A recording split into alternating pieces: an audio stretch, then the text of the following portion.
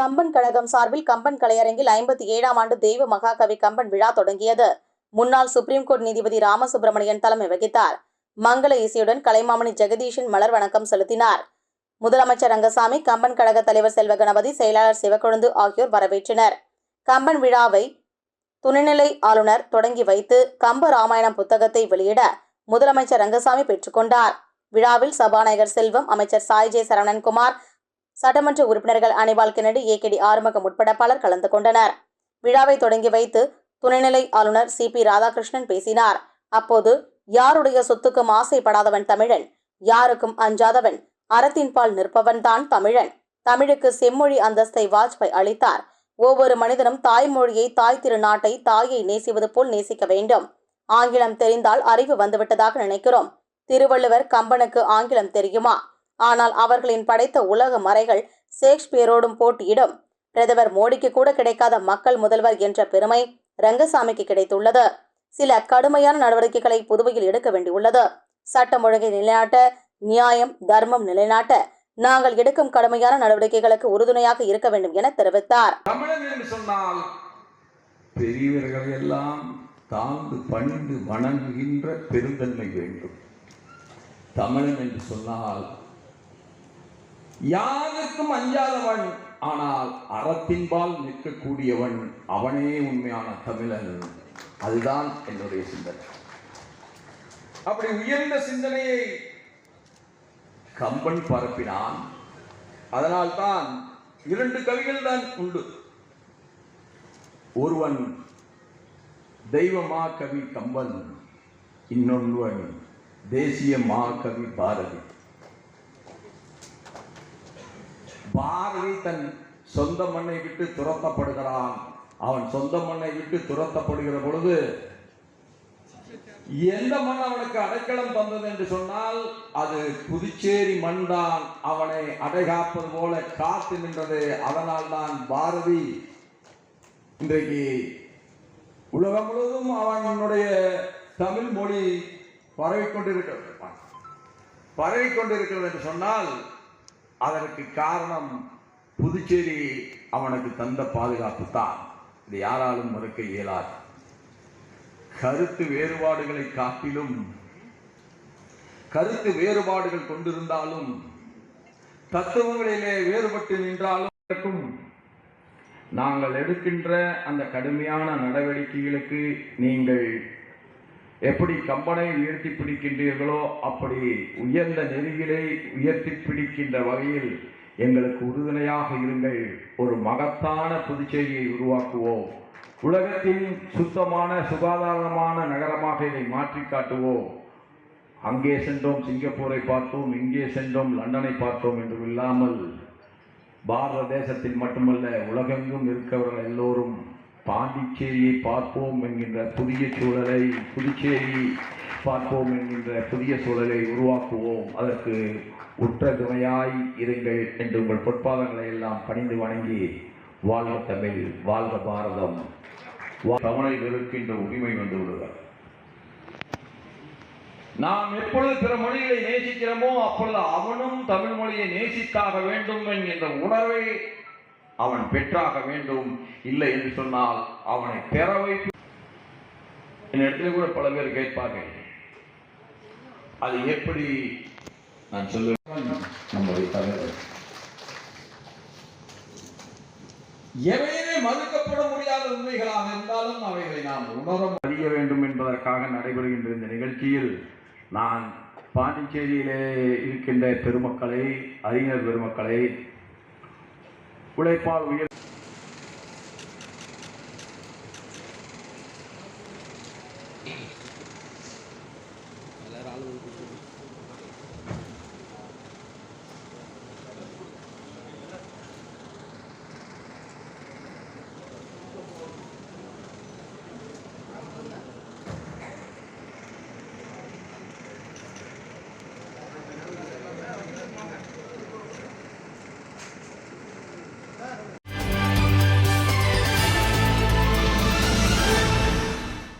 உருளையன்பேட்டை தொகுதிக்கு உட்பட்ட குபேர் நகர் ward contactor தோட்டம் பகுதியில் புதுச்சேரி அரசு குடிசை மாற்று வாரிய குடியிருப்புகள் 500க்கும் மேற்பட்டது உள்ளது.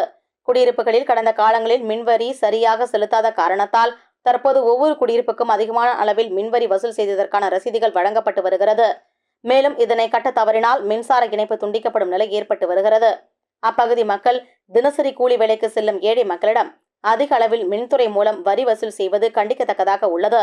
மேலும் இந்த நிலுவைத் தொகைகளை தவணை முறையில் கட்டுவது சம்பந்தமாகவும் மின்துறை அதிகாரிகளிடம் உருளையன்பேட்டை தொகுதி சட்டமன்ற உறுப்பினரும் புதுச்சேரி சட்டப்பேரவை அரசாங்க உறுதிமொழி குழு தலைவருமான நேரு என்கிற குப்புசாமி மின்துறை தலைமை அலுவலகத்தில் மின்துறை தலைமை கண்காணிப்பு அதிகாரி சண்முகத்திடம் பிரச்சினை பற்றி பேச்சுவார்த்தை நடத்தினார். பேச்சுவார்த்தையின் போது கண்டாக்டர் தோட்டப்பகுதி மக்கள் மற்றும் உருளையன்பேட்டை தொகுதி மனிதநேய மக்கள் சேவை இயக்கத்தைச் சேர்ந்த பிரமுகர்கள் பலர் உடனிருந்தனர்.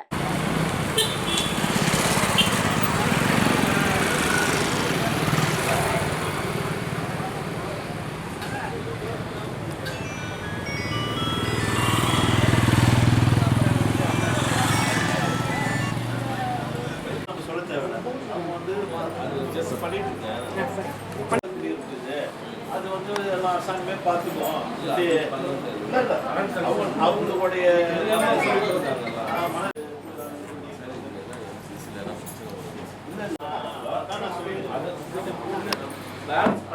அதுலேயும் ஒரு பாட்டு இதுதான் சார். நேற்று கூட நான் பேசுறேன். ஒரு பாட்டு என்ன சொல்லிட்டாங்க, இவங்க மாசம் மாசம் கட்டினாலும் ஏதாவது கிடைக்காம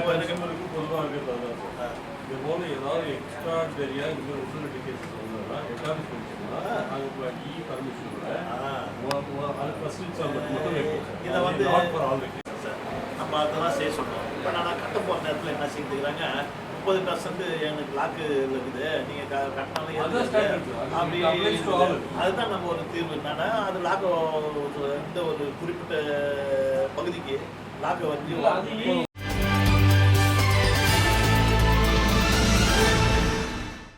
அட்சய திருதியை என்றால் பலருக்கும் தங்கம் வாங்க வேண்டும் என்பதுதான் நினைவுக்கு வரும்.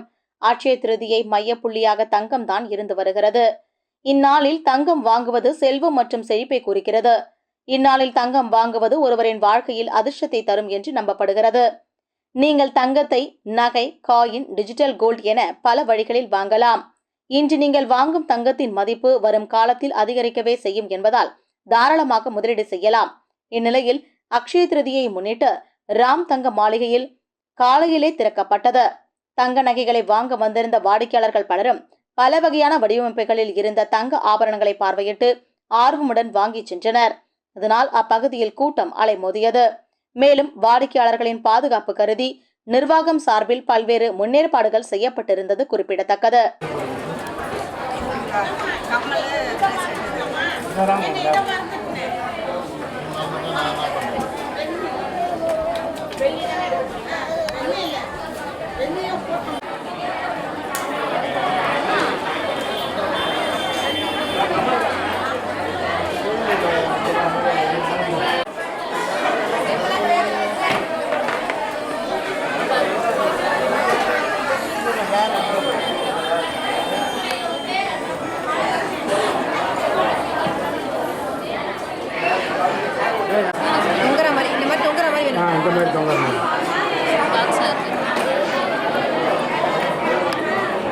இதேபோல் புதுச்சேரி நேரு வீதியில் அமைந்துள்ள பழமையும் பெருமையும் வாய்ந்த சிவ வள்ளிவிலாஸ் ஜுவல்லர்ஸில் அக்ஷய திருதியை முன்னிட்டு பல்வேறு சிறப்பு சலுகைகள் அறிவிக்கப்பட்டிருந்தன.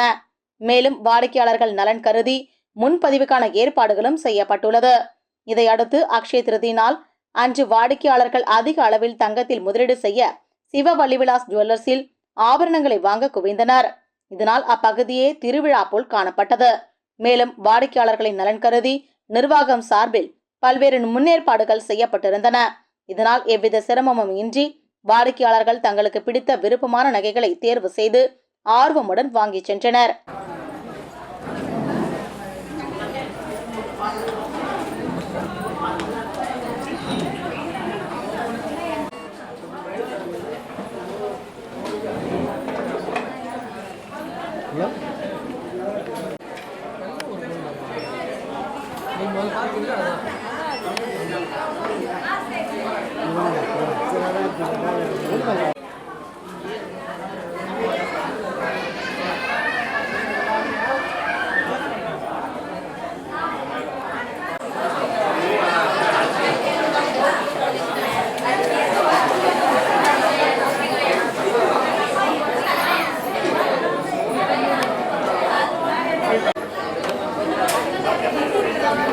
செடிலாடும்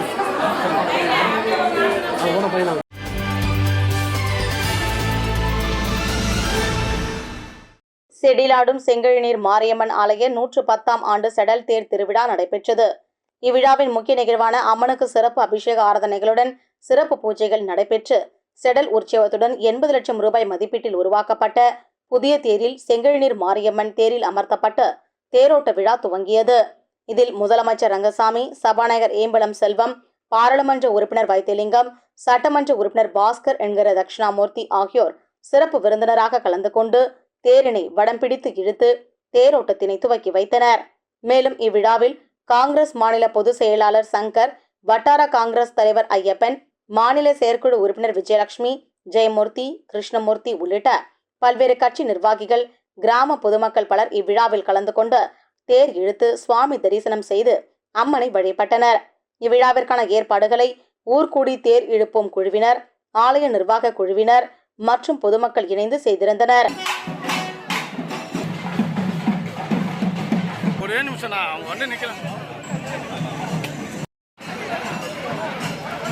தட்டு கொடுக்க அண்ணா, கொடுக்காத அண்ணா.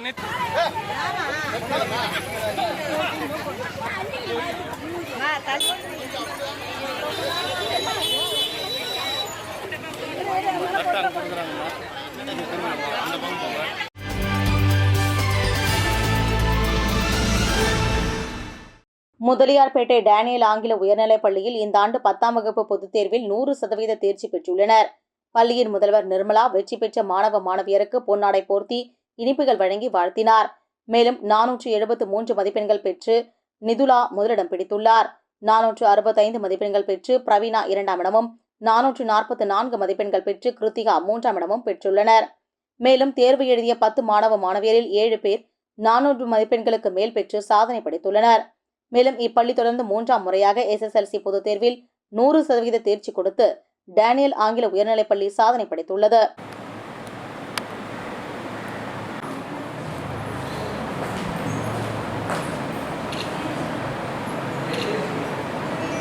இதேபோல் 12ஆம் வகுப்பு மற்றும் 10ஆம் வகுப்பு பொதுத் தேர்வு அன்சாரி துரைசாமி மேல்நிலைப்பள்ளி மாணவர்கள் மிகச் சிறப்பான முறையில் மதிப்பெண்களை எடுத்து வெற்றி பெற்று சாதனை படைத்துள்ளனர். இதில் 10ஆம் வகுப்பு பொதுத் தேர்வில் ஜெயபிரதா 417 மதிப்பெண்களையும், யாழினி 415 மதிப்பெண்களையும், கௌசல்யா 413 மதிப்பெண்களையும் பெற்று முதல் 3 இடங்களை கைப்பற்றினர். பள்ளியில் முதல் 3 இடங்களை பெற்ற மாணவர்களை பள்ளியின் பொறுப்பாசிரியர் மனோன்மணி, தலைமை ஆசிரியர் சிவசங்கரி பாராட்டி பொன்னாடை அணிவித்து சிறப்பு செய்தனர்.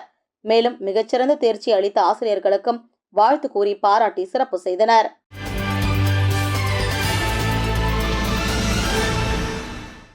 உப்பளம் புதிய துறைமுகத்தில் நிறுத்தி வைக்கப்பட்டிருந்த நிலவழகன் என்பவருக்கு சொந்தமான சுற்றுலா படகை மர்ம நபர்கள் நள்ளிரவில் தீ வைத்து கொளுத்தியுள்ளனர். இதுகுறித்து தகவல் அறிந்த அதிமுக மாநில செயலாளர் அன்பழகன் சம்பவ இடத்திற்கு நேரில் சென்று தீ வைத்து கொளுத்தப்பட்ட படகை பார்வையிட்டு படகின் உரிமையாளருக்கு ஆறுதல் கூறினார்.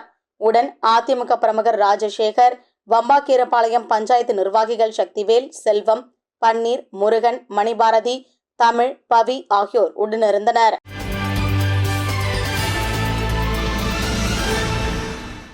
பேங்க் ஆஃப் இந்தியா கதிர்காமம் கிளையில் மூத்த குடிமக்களுக்கான சிறப்பு கூட்டம் நடைபெற்றது.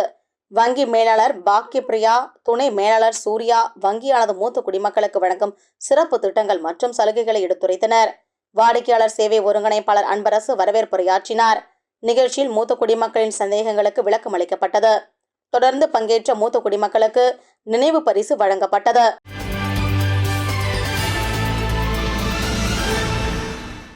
பிள்ளையார்குப்பம் அருள்மிகு ஸ்ரீ கூத்தாண்டவர் திருக்கோவில் சித்திரை திருவிழா கடந்த மாதம் 8ஆம் தேதி அன்று கொடியேற்றத்துடன் துவங்கியது.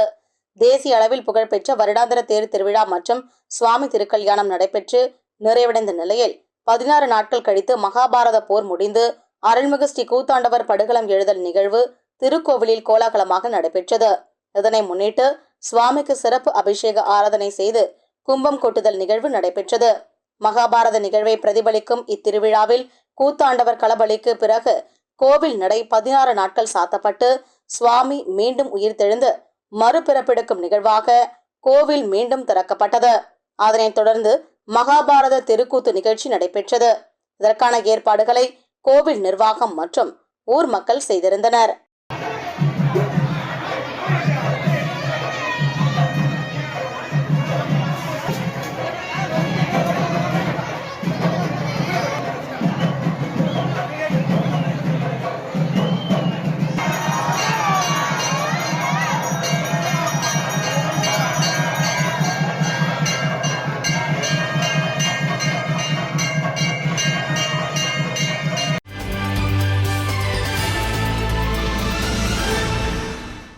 புதுச்சேரியில் வாடிக்கையாளர்களின் தேவையை உணர்ந்து காலத்துக்கு ஏற்ப புதிய வடிவமைப்புகளை உள்ளடங்கிய உள்ளம் கொள்ளை கொள்ளும் ஆபரணங்களை புதுச்சேரி ஸ்ரீ லட்சுமி ஜுவல்லரி விற்பனை செய்து வருகிறது.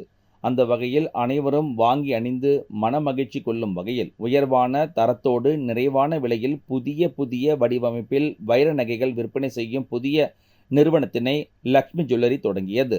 தொடக்க விழாவில் சிறப்பு அழைப்பாளராக முதலமைச்சர் ரங்கசாமி கலந்து கொண்டு அவோரா டைமண்ட் நிறுவனத்தை திறந்து வைத்தார். இந்த நிகழ்ச்சியில் சட்டப்பேரவைத் தலைவர் செல்வம் உள்ளிட்ட முக்கிய பிரமுகர்கள், தொழிலதிபர்கள், நண்பர்கள், உறவினர்கள், ஊழியர்கள் ஏராளமாக பங்கேற்றனர். விழா ஏற்பாடுகளை பாண்டிச்சேரி ஸ்ரீ லட்சுமி ஜுவல்லரி நிறுவனங்களின் தலைவர் நாகராஜன், மேலாண் இயக்குனர் நவீன் பாலாஜி ஆகியோர் செய்திருந்தனர்.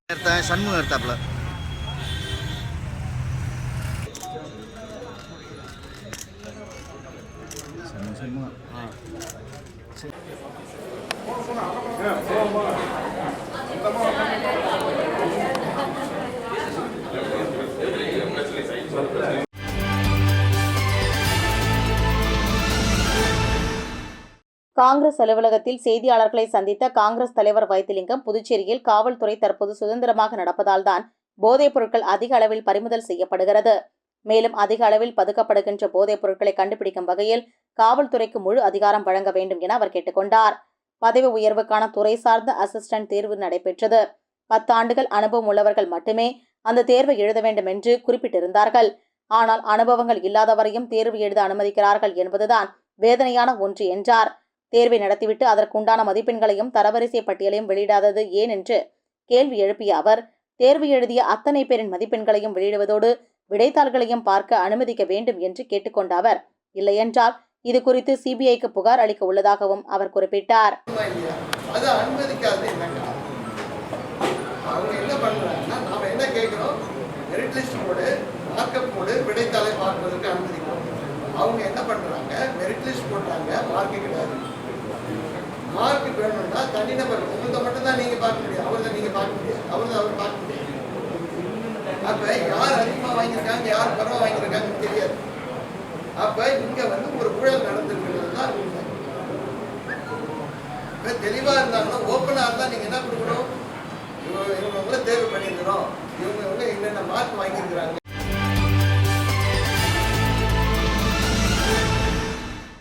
வில்லியனூர் பகுதிக்கு உட்பட்ட சுற்றுப்புறங்களில் உள்ள ஹோட்டல்கள், பள்ளி, கல்லூரி மற்றும் இடுகாடு பகுதிகளில் கஞ்சா விற்பதாக போலீசாருக்கு தகவல் கிடைத்துள்ளது. அப்போது விசாரணை செய்ததில் கடந்த 2 மாதங்களுக்கு முன்னர் பங்கூரைச் சேர்ந்த சதீஷ் என்பவர் தனது நண்பர்களுடன் ஒடிசா சென்று வந்தது தெரிய வந்தது. இதனைத் தொடர்ந்து போலீசார் கோட்டைமேடு பகுதியைச் சேர்ந்த வினோத்குமார், பங்கூரைச் சேர்ந்த சதீஷ்குமார் ஆகிய இருவரையும் கண்காணித்து வந்தனர். அப்போது அவர்கள் கஞ்சா விற்பனையில் ஈடுபடுவது உறுதி செய்யப்பட்டதைத் தொடர்ந்து இருவரையும் கைது செய்த போலீசார் அவர்களிடம் இருந்து 2 கிலோ கஞ்சா பொட்டலங்களை பறிமுதல் செய்தனர். தொடர்ந்து அவர்களிடம் நடத்திய விசாரணையில் பாஜக பிரமுகர் செந்தில்குமார் கொலை வழக்கில் கைது செய்யப்பட்டு காலாப்பட்டு மத்திய சிறையில் அடைக்கப்பட்டுள்ள கொலையாளிகளான நித்யானந்தம், ராஜா மற்றும் சிவசங்கர் ஆகியோருடன் தொடர்பு ஏற்பட்டுள்ளது. அப்போது அவர்கள் தங்கள் சிறையில் இருந்து கொண்டே வழக்கை நடத்த சிரமமாக உள்ளதால் வட மாநிலத்தில் இருந்து கஞ்சா வாங்கி வந்து அதனை புதுச்சேரியில் விற்பனை செய்து அதில் வரும் அதிக லாபத்தில் தங்களின் வழக்கு செலவை பார்க்க வேண்டும் என சதீஷிடம் தெரிவித்துள்ளனர். இதனைத் தொடர்ந்து கஞ்சா வாங்க முதலீடாக சுபாஷ் என்கிற நபரிடமும் சாராயக்கடை வியாபாரி ஒருவரிடமும் பணம் பெற்ற சதீஷ் தனது நண்பர்களான வினோத்குமார் மற்றும் தசரதனுடன் சேர்ந்து ஒடிசா மாநிலத்திற்கு சென்று 5 கிலோ கஞ்சா வாங்கி வந்து புதுச்சேரியில் விற்பனை செய்தது தெரிய வந்தது.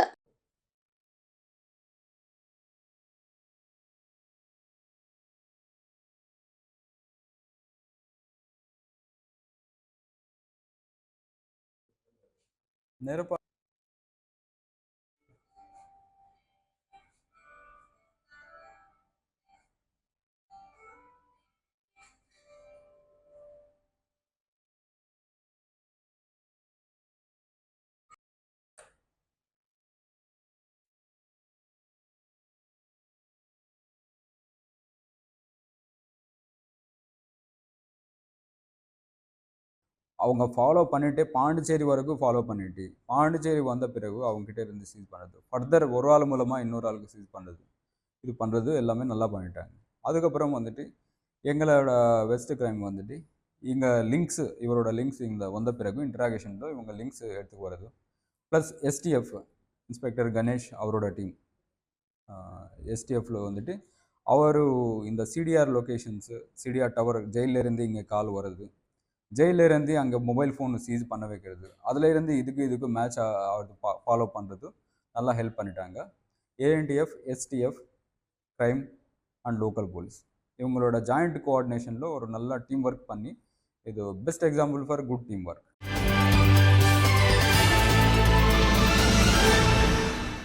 கரிக்கலாம்பாக்கம் மருணை ஆங்கில மேல்நிலைப்பள்ளி மாணவர்கள் 10ஆம் வகுப்பு பொதுத் தேர்வில் 100% தேர்ச்சி பெற்று சாதனை படைத்துள்ளனர்.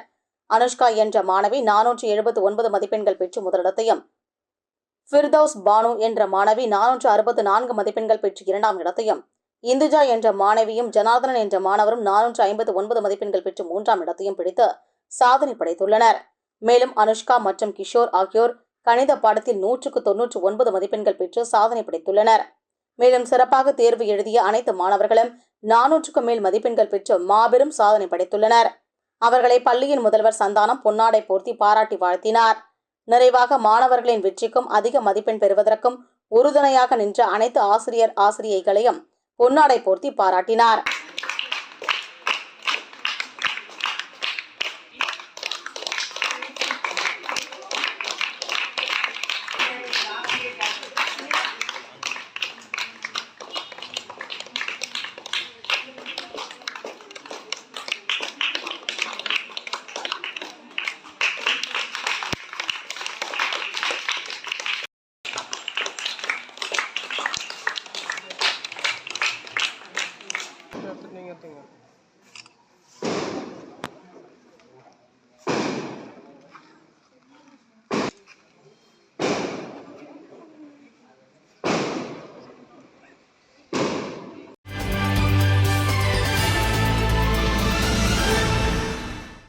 RLV ஜனநாயக பேரவையில் இருந்த பழைய மாநில நிர்வாகிகள் கமிட்டியை கலைத்துவிட்டு புதிய மாநில அமைப்பாளராக சிவகுமரன் நியமிக்கப்பட்டார்.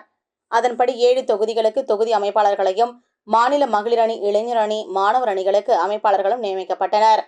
அதனைத் தொடர்ந்து தற்போது புதுச்சேரி RLV ஜனநாயக பேரவைக்கு 6 பேர் கொண்ட புதிய மாநில நிர்வாகிகளின் முதல் பட்டியலை நிறுவன தலைவர் RL வெங்கட்ராமன் வெளியிட்டார்.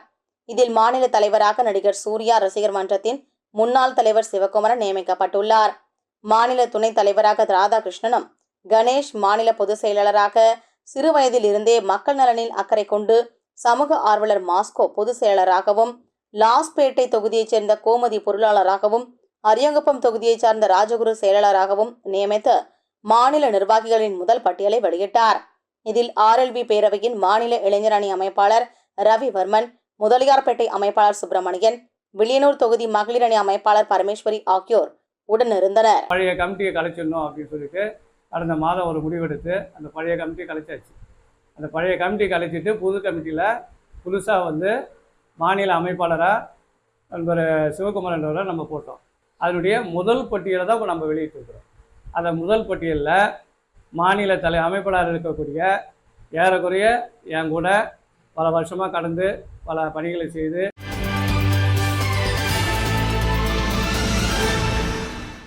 காரைக்கால் மாவட்டத்தில் கோடை வெயில் மக்களை வாட்டி வதைத்து வரும் நிலையில் வெயிலில் இருந்து மக்களை பாதுகாக்கும் பொருட்டு காரைக்கால் வடக்கு தொகுதிக்குட்பட்ட அன்புநகர் பகுதியில் மாவட்ட OBC அணி தலைவர் கார்த்திகேயன் தலைமையில், காரை மாவட்ட தலைவர் முருகதாஸ் முன்னிலையில், மாநில செயலாளர் அமுதா ராணி, செந்தில்குமார், மாநில தொழிற்பிரிவு துணைத் தலைவர் சுரேஷ் கண்ணா ஆகியோர் முன்னிலையில் மோர், சர்பத், தர்பூசணி, ஜூஸ் உள்ளிட்டவை வழங்கப்பட்டது.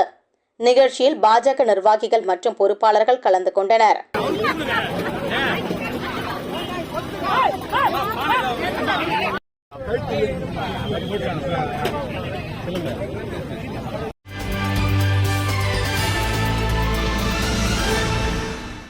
காரைக்கால் மாவட்டத்தில் கோடை வெயில் மக்களை வாட்டி வதைத்து வரும் நிலையில் வெயிலில் இருந்து மக்களை பாதுகாக்கும் பொருட்டு காரைக்கால் வடக்கு தொகுதிக்குட்பட்ட அன்புநகர் பகுதியில் மாவட்ட OBC அணி தலைவர் கார்த்திகேயன் தலைமையில், காரை மாவட்ட தலைவர் முருகதாஸ் முன்னிலையில், மாநில செயலாளர் அமுதா ராணி, செந்தில்குமார், மாநில தொழிற்பிரிவு துணைத் தலைவர் சுரேஷ் கண்ணா ஆகியோர் முன்னிலையில் மோர், சர்பத், தர்பூசணி, ஜூஸ் உள்ளிட்டவை வழங்கப்பட்டது.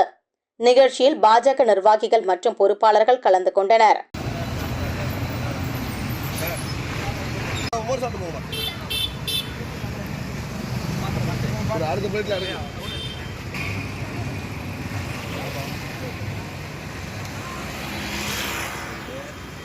கரண்ட் வந்தால் தான்